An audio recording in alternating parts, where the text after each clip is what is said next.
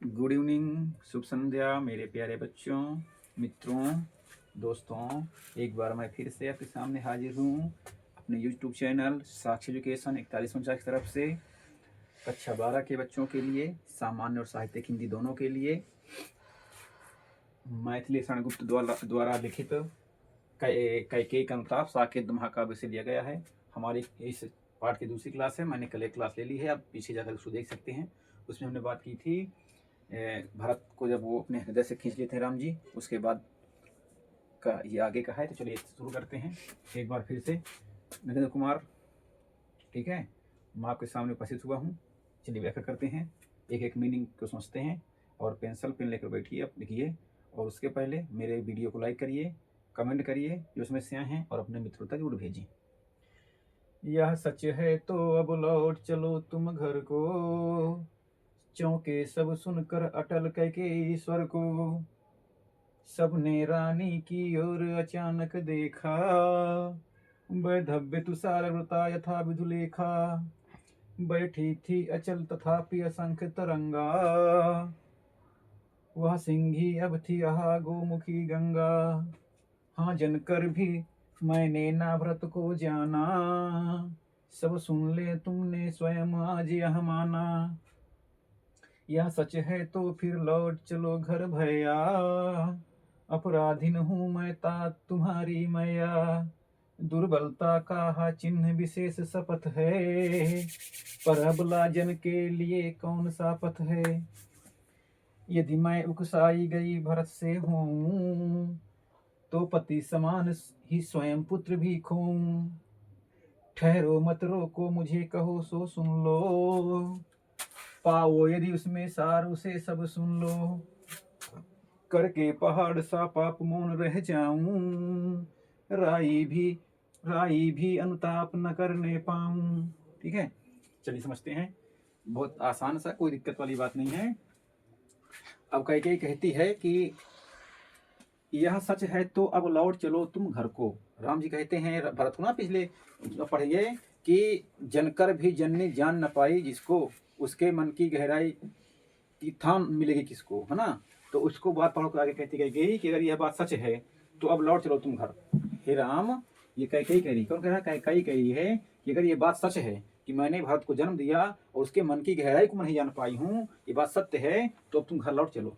ठीक है। जब रानी ने कहा इसे, कैकेयी ने, चौंके सब, जो सब हम सब लोग बैठे थे, सब लोग सुन करके चौंक गए कि जो अटल माने जो अपनी बात से न टिके, अटल कैकेयी स्वर को, अटल कैकेयी के स्वर को सब सुन करके चौंक गए। अटल क्यों कहा गया? क्योंकि जब ये 14 वर्ष का वनवास और भरत जी को राज्याभिषेक मांग गया था, तो सबने कहा था कि नहीं, ये गलत है।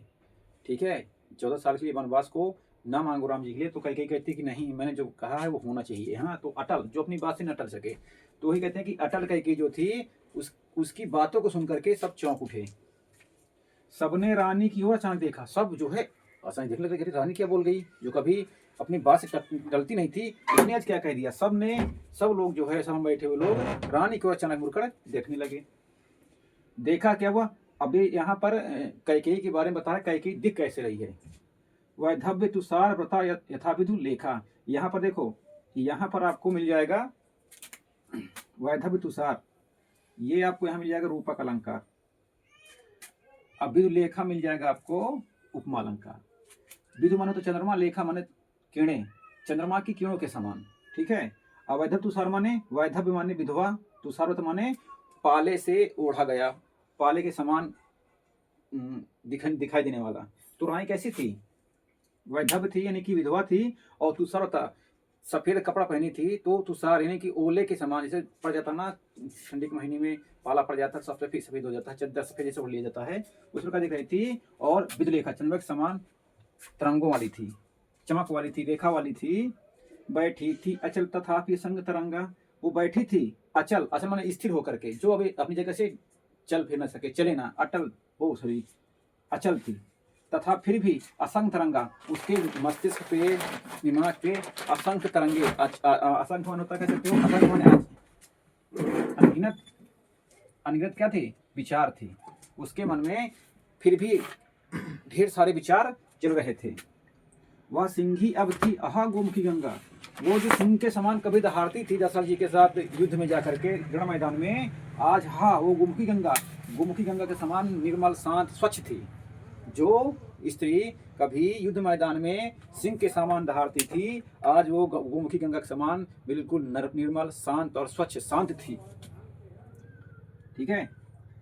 अब फिर देखो कहती क्या, यहाँ पर कैकेयी फिर कहती कि हाँ जनकर भी मैंने न भरत को जाना, सब सुन ले तुमने स्वयं अभी यह माना। अब कैकेयी फिर से कहती है कि हाँ मैं जन्म दे करके, जन्म देने के बाद भी भरत को जाना नहीं। मैंने अपने बेटे को जन्म दिया पर भरत के मन को मैं जान नहीं पाई। सब सुन ले, सब लोग सुनो, सभा में उपस्थित सभी लोग सुनो, तुमने स्वयं भी ये माना। हे राम, अभी तुमने ये कहा कि जनकर भी जननी जान न पाई तुमको। अगर ये बात सत्य है, ये बात सत्य है कि मैंने भरत को जन्म दिया पर उसके मन के गहराई को मैं नहीं जान पाई, अगर ये बात सत्य है तो यह सच है तो फिर लौट चलो भरत भैया। अगर ये बात सत्य है तो हे राम अब आप घर लौट चलो। अपराधीन हूं मैं तात तुम्हारी मैं, तात माने पुत्र, हे पुत्र बेटा मैं तुम्हारी अपराधीन हूं, अपराधीन मैं हूं, तात तुम्हारी मैया, मैं तुम्हारी मैया हूं, मैं तुम्हारी अपराधीन हूं। क्यों? अब कहते क्या, दुर्बलता का ही चिन्ह विशेष शपथ है, पर अबला जन के लिए कौन सा पथ है। कहते हैं कि दुर्बलता, जो दुर्बल हो कमजोर हो उसका जो चिन्ह होता है विशेष शपथ माने कसम होती है। शपथ माने कसम। जो व्यक्ति कमजोर होगा ना वो कसम खाता है, क्योंकि लड़ सकता नहीं आपसे तो कसम खाएगा। तो क्या जो दुर्बल व्यक्ति का चिन्ह होता है वो विशेष कसम होता है, ये उसका चिन्ह है, कसम खाकर के अपना काम चलाता है। कहते दुर्बलता का चिन्ह विशेष शपथ है। दुर्बल लोगों का चिन्ह जो होता है वो शपथ होता है, पर अबला जन के लिए कौन सा पथ है। अबला माने कमजोर स्त्री, कमजोर स्त्री व्यक्ति पर जो स्त्री लोग होती, स्त्रियां होती हैं, उसके लिए कोई पथ पर रास्ता नहीं, उसके लिए और कोई रास्ता नहीं, केवल कसम ही एक रास्ता बचता है और कोई रास्ता नहीं बचता है। यदि मैं उकसाई गई भरत से हूँ, कि यदि मैं भरत के द्वारा उकसाई गई हूँ, भरत के द्वारा कह करके मुझे, मतलब भरत ने मुझसे कहा हो कि तुम मुझे राज्यभिषेक मांग लो और राम जी को 14 साल का वनवास मांग लो, अगर ये बात सत्य है, भरत के द्वारा मुझसे कहलवाया गया है, वही कहती कि यदि मैं उकसाई गई भरत से हूँ, यदि भरत ने मुझको उकसाया हो इस बात के लिए, तो पति समान ही स्वयं पुत्र भी खोऊं। कहे कि अगर भरत ने मुझे उकसाया हो इस काम के लिए, तो मैं जिस प्रकार से अपने पति को खो दी हूँ उसी प्रकार अपने बेटे भरत को भी खो दूं। तो जब ऐसे कहा तो वहां पर सभा में बैठे सभी लोगों ने कहा, रानी ये क्या बोल रही हो, ये गलत बात है, ऐसे नहीं बोला जाता है। तब फिर कई कहते क्या, ठहरो मत रोको मुझे कहो सो सुन लो। करे मुझे रोको मत कोई, आज मुझे ठहरो, रुक जाओ, मत रोको मुझे कोई रोको मत, कहो जो सुन लो, मैं जो कह रही हूँ उसको सुन लो। पाओ यदि उसमें सार उसे सब सुन लो। सार माने सारांश, सारांश। कहिए कि रुको, कोई कुछ बोलो ना, मुझे जो कहना है कहने दो, और उसमें कुछ बात हो, सार हो, उसे तुम सुन लो। करके पहाड़ सा पाप मोर रह जाऊं, मैंने पहाड़ के समान बड़ा सा पाप किया है, बहुत बड़ा पाप किया है, अब पाप करने के बाद मैं मौन रह जाऊं। राई भर भी अनुताप न करने पाऊं। राई माने रत्ती भर या तिल के समान भी, अनुताप माने पश्चाताप ना करूं। इतना बड़ा मैंने पाप किया है, उसके बावजूद मैं क्या राई के बराबर भी पश्चाताप ना करूं। सुन लो, मुझे पश्चाताप करने दो। थी सन छत्र शशि निशा ओस टपकाती, रोती थी नीरो सभा हृदय थपकाती। यहाँ पर फिर आपको उपमा अलंकार आया है। करा कि आसमान जो था, शशि मानो होता चंद्रमा, निशा माने रात, जो रात थी वो चंद्रमा से और नक्षत्रों से क्या थी, युक्त थी, और ओस टपक रही थी, टपका रही थी आकाश से। नक्षत्र तारे रात्रि में क्या थे, चंद्रमा था, नक्षत्र सारे मौजूद थे, और ओस जो है टपक रही थी। रोती थी नीरो सभा हृदय थपकाती, रोती थी, नीरो माने शांत, ध्वनि होता, नीरो में ध्वनि होता है ना। रोती थी नीरव सभा हृदय थपकाती, नीरो में ध्वनि। पूरी जो सभा थी वो शांत मन से रो रही थी और अपने हृदय को थपका रही थी। ठीक है, वो आप मुंह देखो ना, all is well all is well, वही सब था कि पूरी सभा शांत होकर के अपने हृदय को रो रो करके रोती थी, लेकिन शांत मन से अपने मन को थपकाती थी। उलकासी रानी दिशा दीप्त करती थी। फिर अगर उलकासी, पूछ सकता उल्टा सी में। तो अब उपमालंकार सा सी से सम समान, सा सी से सम समान, सब उपमालंकार के पहचान है। कहते कि रानी जो थी ना, एक उल्का के समान एक दिशा को दीप्ति कर रही थी। सफेद कपड़े पहनी थी, तो रात के जो चांदनी थी उस पे उसके सफेद कपड़ों से वो एक नक्षत्र के समान उजेला कर रही थी, प्रकाश में चमक रही थी। वही तरह की उल्का के समान रानी एक दिशा को दीप्त कर रही थी, जला रही थी, दिखा रही थी। सब में भय विस्मय और खेद भरती थी, सब में विस्मय और खेद भय दुख सब भर रही थी। क्या अब यहाँ से फिर क्या कहती है कि क्या कर सकती थी मरी मंथरा दासी, मेरा ही मन रह सका निज विश्वासी। कहते रे वो रानी कह के जो है मंथरा दासी को, जिसके कहने पर इसने सब किया था, उसको कोसते हुए, ठीक है, उसको गरियाते हुए कह सकते हो, उसको कोसते हुए कहती है कि वो जो मरी मंथरा दासी थी वो क्या कर सकती थी, जब मेरा ही मन रह सका न निज विश्वासी। निज माने अपना, मेरा खुद का मन अपने विश्वास में रह सका, तो मरा मंथरी दासी क्या कर सकती थी। अब फिर अपने आप कोसते हुए कहती है कि जल पंजरगत अब अरे अधीर अभागे, वे ज्वलित भाव थे स्वयं तुझी में जागे। तो कि अपने मन को कोसते हुए कहती है कि जल पंजरगत, पंजरगत माने होता है शरीर के अंदर, जल माने पानी वाला जल नहीं है, ये जलने वाला जल है, आग वाला जल है। अपने मन को कहती है कि तू अब इसी शरीर में रह करके, अस्थि पंजर में रह करके, अधीर होकर के, अभागे इसी तू अब जल। वे ज्वलित भाव थे स्वयं तुझी में जाके, क्योंकि ये वही शरीर है जिसके अंदर ज्वलित भाव, ईर्षा वाले भाव तुझी में जगे थे, इसलिए तू अब इसी में जल। पर था केवल क्या ज्वलित भाव ही मन में, क्या शेष बचा था कुछ न इस अब मन में। कुछ मूल नहीं वात्सल्य मात्र क्या तेरा, पर आज अन्य सा हुआ वश भी मेरा। थूके मुझ पर त्रैलोक भले ही थूके, जो कोई जो कह सके क्यों चूके। छीने ना मात्र पद किंतु भरत से मुझसे। फिर देखो कह रही क्या, पर था केवल क्या ज्वलित भाव ही मन में, इस शरीर में, इस मन में केवल ईर्षा या ज्वलित जलाने वाले ही मन में भाव थे, और कोई मन में भाव क्या नहीं थे। क्या शेष बचा था कुछ नहीं इस मन में, क्या इस ईर्षा के अलावा, इस जलन के अलावा इस शरीर के अंदर, इस मन में और कोई चीज नहीं थी। कुछ मूल नहीं वात्सल मात्र क्या तेरा। कहे इस शरीर में वात्सल्य मान होता ममता, पुत्र के प्रति जो प्रेम हो तो उसे वात्सल्य कहते हैं। कि कह रहे कि मेरे इस मन में क्या वात्सल्य मात्र का भी कोई मूल्य नहीं है, मेरे ममतत्व का कोई मूल्य नहीं है।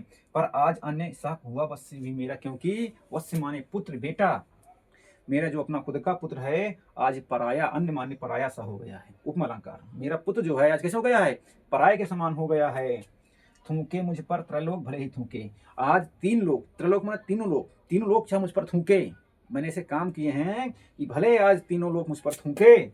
जो कोई जो कह सके कहे क्यों चूके, जिसको जो कहना है वो कहे, कोई चूके ना, जिसके मन जो आए, क्योंकि मैंने ऐसे काम किए हैं वो मुझे वैसे कहे, कोई चूके नहीं।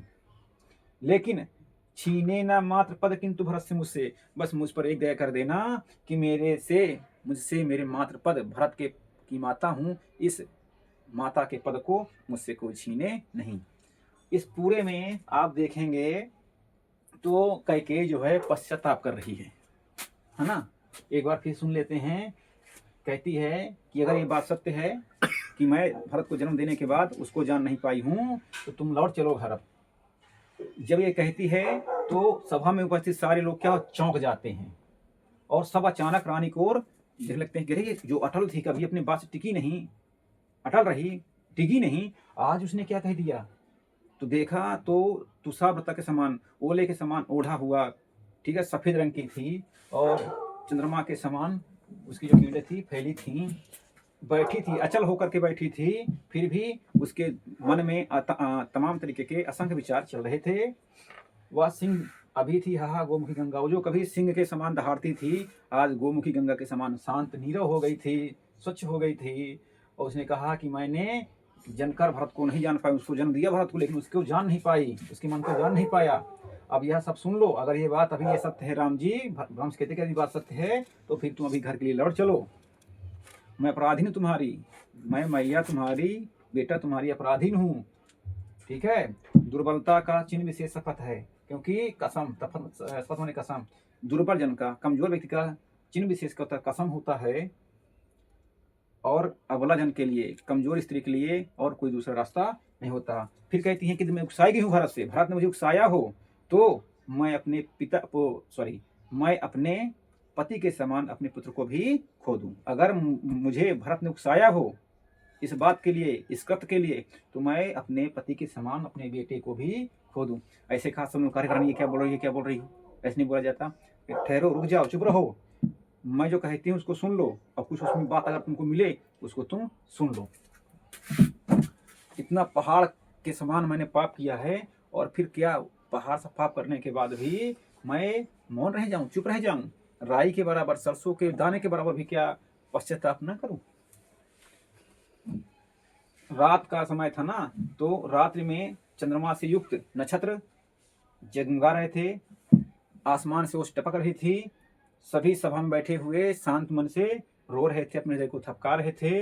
रानी जो थी उल्का के समान एक दिशा को प्रदीप्त कर रही थी, सब में भय, विस्मय, खेद, दुख भरती थी।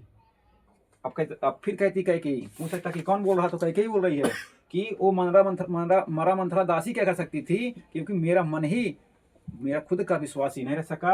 अब मैं अपने मन को कहती है कि अब तू जल, इसी पंजरगतनी शरीर में जल, क्योंकि ये जो जलित भाव थे तेरे मन के अंदर ही, ईर्षा वाले जो भाव थे तेरे मन के अंदर ही जगे थे, अब तू इसी में जल, क्योंकि तेरे मन में क्या ज्वलित भाव ही बस बचा था और कुछ नहीं बचा था। क्या मेरे मात्र पद का मूल्य कुछ नहीं है, पर आज, क्योंकि आज मेरा खुद का बेटा मुझसे पराया हो गया है, मुझे पर चाहत रहे लोग थूके, जो कहना जो कहे कोई चूके नहीं, लेकिन एक एहसान करना कि मुझसे मेरे मात्र पद का, मेरे भरत का जो मेरा पुत्र है, मैं उसकी माता हूँ, इस पद को कोई मुझसे न छीने। आपको समझ में आया होगा ना? अगर न समझ में आया तो इसको 2 बार आप देखिए, आपको रटने की आवश्यकता नहीं पड़ेगी, बहुत आसान सा सरल सा इसका अर्थ है। ठीक है, तो मिलते हैं इसके अगले चैप्टर को, इसी का मतलब आगे का लेकर के कल। तब तक के लिए शुभ रात्रि। Thank you.